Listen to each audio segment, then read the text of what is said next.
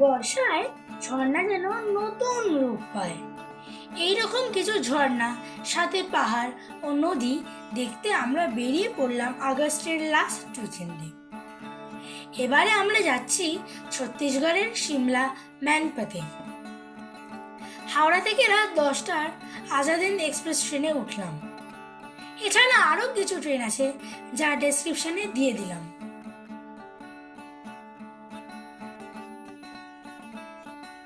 Train ঠিক সময় ছেড়ে দিল। এখন ঘুমিয়ে পড়ি, কাল সকালে ট্রেন থেকে নামতে হবে। সকাল হয়ে গেছে, ট্রেন কিছুটা লেট চলছে, তবে আশা করছি কারেক্ট টাইমের কাছাকাছি সময় পৌঁছে যাব। ওই তো দূরে ঝড়শুকুড়া স্টেশন দেখা যাচ্ছে। স্টেশনে ড্রাইভার আঙ্কেল এসে গেছেন। আঙ্কেলের ফোন নাম্বার ডেসক্রিপশন বক্সে দিয়ে দিলাম। আমরা স্টেশনের বাইরে ব্রেকফাস্ট সেরে গাড়িতে করে চলেছি ম্যানপাতের উদ্দেশ্যে। এখান থেকে মাইনপাত প্রায় 5 ঘন্টা রাস্তা। মাইনপাত যাওয়ার রাস্তাতেই আমরা আইভি নদী দেখব। এছাড়া আইভি নদীর ধারে একটা শিব ঠাকুরের মন্দির আর হনুমানজির মন্দিরও আমরা দেখব।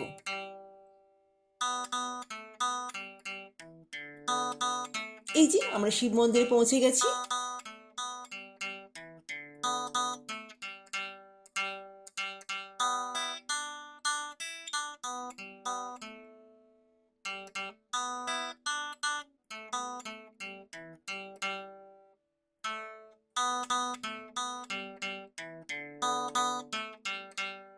আর এইটা হচ্ছে শিব মন্দিরের লাগোয়া হনুমানজির মন্দির।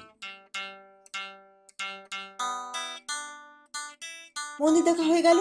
এখন পাশ দিয়ে বয়ে চলা আইভি নদীর ধারে আমরা। বর্ষার সময় বলে এর রূপই অন্যরকম লাগছে। অন্য সময় কিন্তু এত জল থাকে না নদীতে।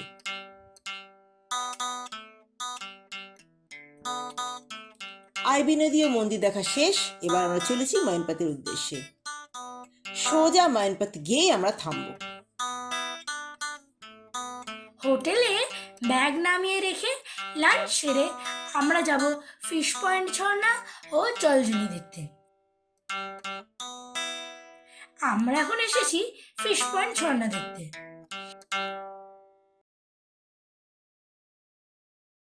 এই সিঁড়ি দিয়ে অনেকটা নিচে যেতে হবে, তবে ঝর্ণা দেখতে পাবো।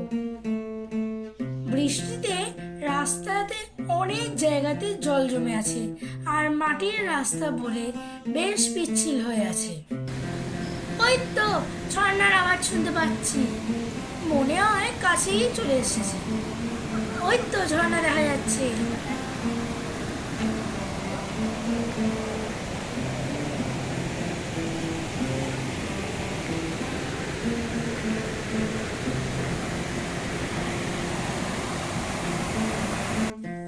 এইখানে আর্টিফিশিয়ালি জলটা আটকে রাখা হয়েছে, আর এরপর জলের ধারা অনেকটা নিচে পড়েছে। ভিডিও তোলার মতো অবস্থা ছিল না, এত পাহাড়ি, তাই কোনো রকমে কি ছবি তুলেছি। এখন আমরা পৌঁছলাম জলজুলি দেখার জন্য এর মেন গেটের সামনে। জলজুলি নামটা এসেছে দল দল মানে কাদামাটি থেকে।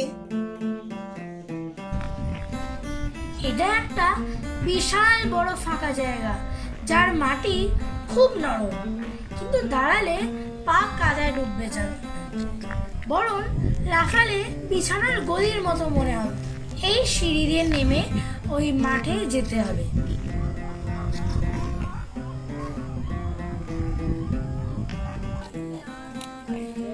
সত্যি তো, লাফালে পা বসে যাচ্ছে না, গদির মতো ফিল হচ্ছে।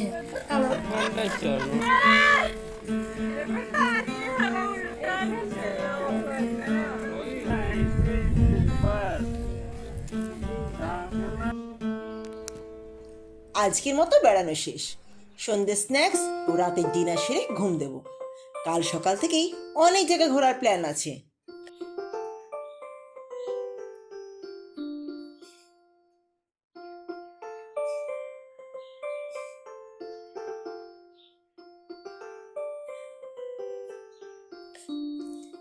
Good morning morning. আজ আমরা যাব উল্টা পানি, টিনটিন পাথর ও জলপরি ঝর্ণা দেখতে। প্রথম যাব উল্টা পানি দেখতে। আমরা এসে পৌঁছেছি উল্টা পানির সামনে। মজার ব্যাপার, এখানে একটা জলের ন্যাচারাল ছোট্ট স্রোত আছে, যেটা নিচে থেকে উপরের দিকে বয়ে চলেছে।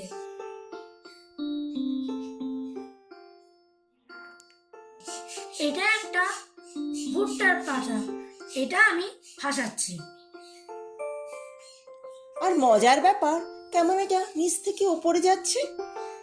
জল নিচে থেকে ওপরে যায় আমি প্রথম দেখলাম। আর অবাক হচ্ছি, আমাদের দেশে কত অবাক করা ন্যাচারাল জিনিস আছে, বিজ্ঞান দিয়ে যার কারণ হয়তো খুঁজে পাওয়া যায় না।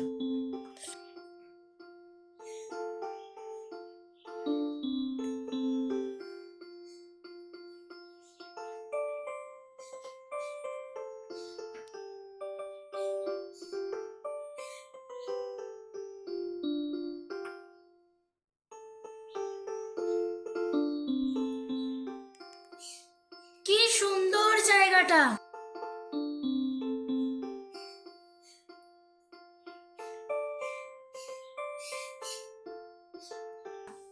এবার আরেকটা অবাক করা জিনিস দেখাবো। এখানে গাড়িটা নিউট্রালে রাখা আছে, আর গাড়িটা নিচে থেকে উপরের দিকে উঠে যাচ্ছে, আর ফোনের নেটওয়ার্ক চলে যাচ্ছে।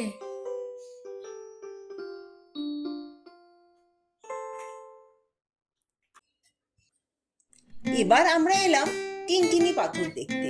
এটা একটা বেশ বড় পাথর, আর এই পাথরের এক এক জায়গায় ঠুকলে এক এক রকম আওয়াজ হচ্ছে।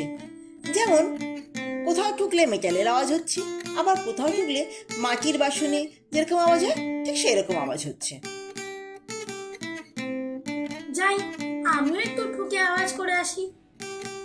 এই বয়স্ক মানুষটা সবাইকে ঠুকে আওয়াজ করে দেখাচ্ছেন।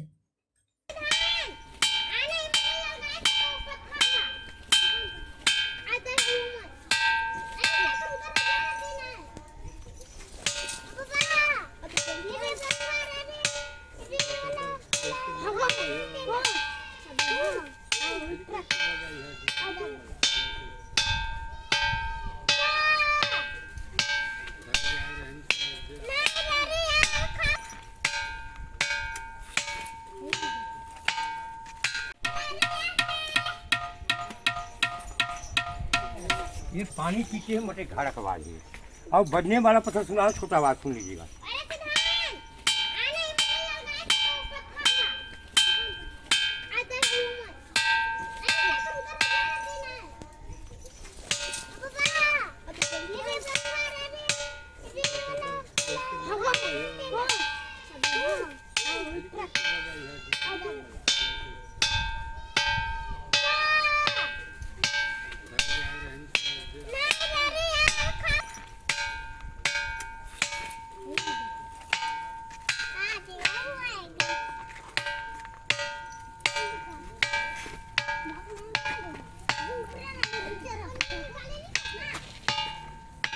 बेटा आवाज इतना ही तक।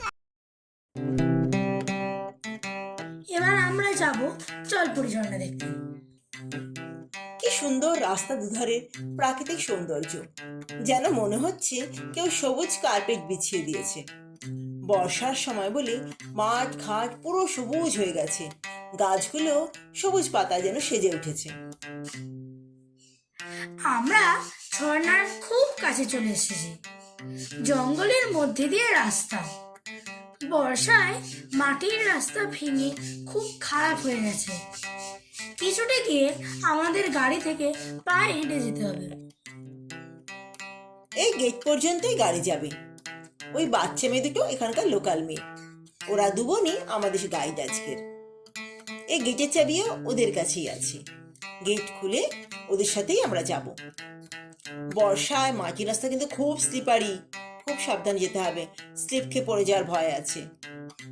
যা, ফোনের ব্যাটারি প্রায় শেষ, এক্ষুনি বন্ধ হয়ে যাবে। যাকে বন্ধ হওয়ার আগে একটা ছবি অন্তত তুলে রাখি। ভিডিও না থাক, ছবি তো আমাদের স্মৃতিতে থেকে যাবে। এই সেই জলপরি ঝর্ণা। কি সুন্দর ঝর্ণাটা। আজকের মতো দেখা শেষ, এবার ফেরার পালা। আর একটা নতুন দিন, আবার নতুন জায়গা ঘুরবো। আজ আমাদের বাড়ি ফেরার পালা। রাতে ট্রেন আছে। আমরা হোটেল থেকে চেক আউট করে বেরিয়ে টাইগার ফলস ও কোয়েলি গুহার ঝর্ণা দেখে রাতে ট্রেন ধরার জন্য ঝড়সুগুদা স্টেশনে পৌঁছবো। তবে আজ ঝামেলা পাকাবে মনে হচ্ছে বৃষ্টি। বর্ষার সময় হলেও আমাদের পুরো ট্রিপে কিন্তু কোথাও বৃষ্টি পায়নি, কিন্তু আজ ফেরার দিন বৃষ্টি শুরু হলো। দেখা যাক বেড়ানোর শেষ দিনে প্রকৃতি আমাদের সাথে কেমন আচরণ করে।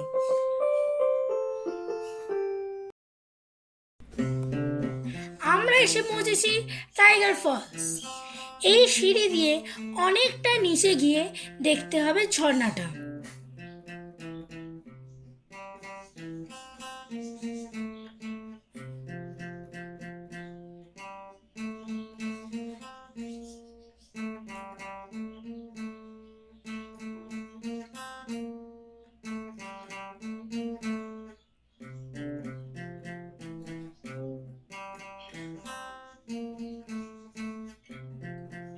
বাপরে, কত উঁচু থেকে জল পড়ছে।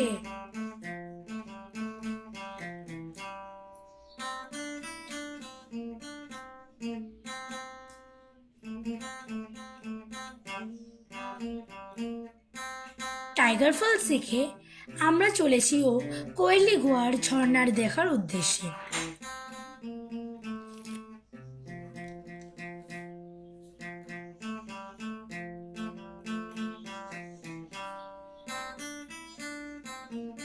আমরা এসে পৌঁছেছি কোয়েলি গুহার ঝর্ণার সামনে। এই ঝর্ণা ছাড়াও এখানে আরো একটা আকর্ষণ আছে। ঝর্ণার পাশে পাহাড়ের উপরে একটা মন্দির আছে, আর মন্দিরের পুরোহিত ওপর থেকে হরিওম বললেই জলের সব মাছ সামনে চলে আসে। একটু পরে সেটাই দেখব। ওম হরি ওম হরি ওম হরি ওম হরি ওম ওম হরি ওম হরি ওম হরি ওম হরি ওম। আমাদের বেড়ানো শেষ। আমরা সোজা স্টেশনে যাব আর রাতে মুম্বাই মেল ধরে